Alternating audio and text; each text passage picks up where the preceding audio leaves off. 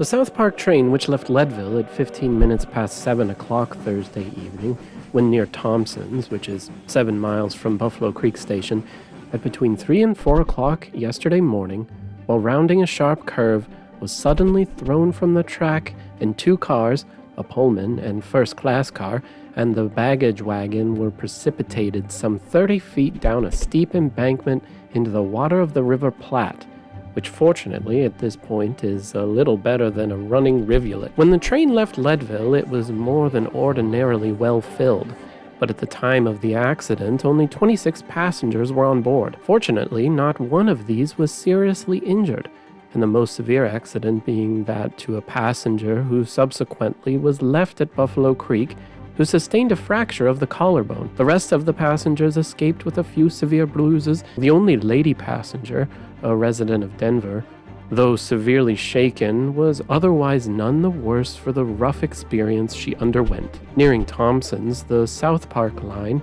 makes an almost horseshoe curve, and the wheels of the cars, when rounding it, run at a great angle to the body of the coaches. The engine was one of those usually attached to passenger trains, and was in charge of an old employee of the road. At the time the accident occurred, the train was not running at a speed of over 10 miles an hour. Of the 26 passengers who were on board of the train, but one or two were awake at the time the accident happened. The others only awoke in time to find the cars falling down from the embankment.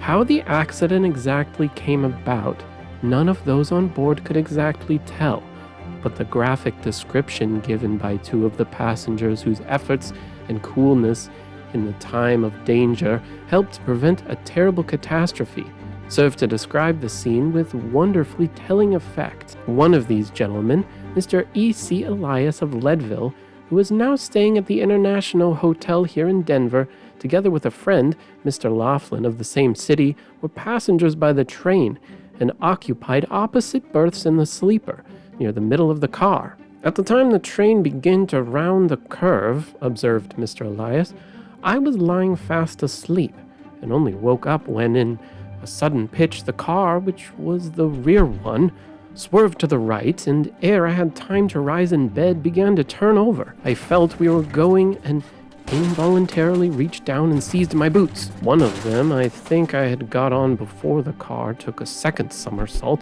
which of course pitched me clean out of my berth to an upper one, and in falling I struck heavily against the sides of some of the other berths and then fell prone on my back on the floor of the sleeper. Lamps, bedding, pieces of broken glass, and window frames and furniture of the car falling all over and around us. The next moment I had stumbled to my feet and I had pulled on my other boot and tried to move forward, but it was again thrown violently against the sides of the car, which the next instant touched the water and settled. By the time the car was on fire in a dozen different places, and shouts of many of the men who lost their presence of mind and the shrill screaming of a woman were enough to terrify the most stalwart-hearted men. The conductor of the car, who had been in the smoking compartment of the sleeper, was the first one who seemed to recover presence of mind, for pushing his way in among us, he called to us to help him smothering the fire out. Setting the action to the word, he seized a bucket which lay at his feet and flung it over some of the woodwork which was on fire, and then passed it out with the weight of his body and hand. His example had the desired effect, and within a minute a dozen of us were similarly employed. But all this had taken much less time to enact than it does to describe, and the next thing I was sensible of was the water was rising rapidly in the car, which had fallen on its side into the water, which poured in through the broken windows. When I look back on it, though I must confess that at the time it did not appear to me in the same light, the scene was really ludicrous. A dozen men in all kinds of dishabille and wearing the most varied expressions of anguish, despair, and coolness upon their countenance, struggling to keep their feet among the piles of debris and the rush of the waters. There was a good deal of confusion just at first, but within 3 minutes everyone, even the lady, seemed to recover their nerves and began to aid one another to get out through the broken windows above. Just exactly how I scrambled out I can't hardly tell, but once on the side I saw there was no danger, as the water in the river did not amount to anything, and so called back to the others who were making frantic exertions to follow my example to take time, as there was no danger. This reassured them, and so soon as I saw that, I looked around for the best way to get down. There was nothing for it but to jump and trust to Providence, which I did. The mud was pretty bad, but after a scramble, I reached the bank. Then began the real hardships. I got to the top. I don't know exactly how, but it was by crawling on my hands and knees.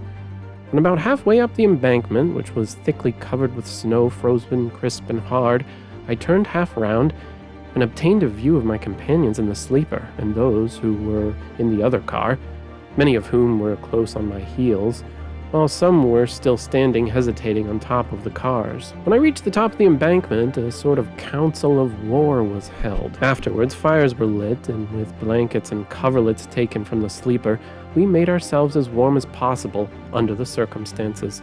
The lady I have referred to being provided with a cushion and wrappings that enabled her to set the cold at a distance. But ere this was done, the engine had started off for Buffalo Creek to bring some cars back to take us. If we had been scared and frightened out of our wits during the first few minutes of the accident, the revulsion seemed to act upon our nervous sensibilities to such a degree that we became absolutely jolly.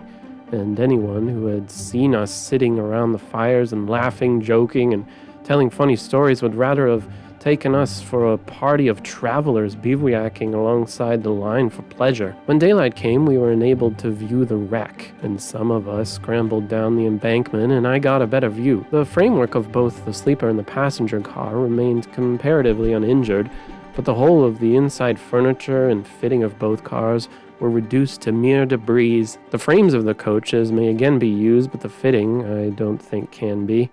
The baggage car was also pretty well smashed up and lies in the Platte with all the passengers' baggage in it to this minute. After several hours' delay, the engine returned from Buffalo with a freight car attached, which brought us on toward this city.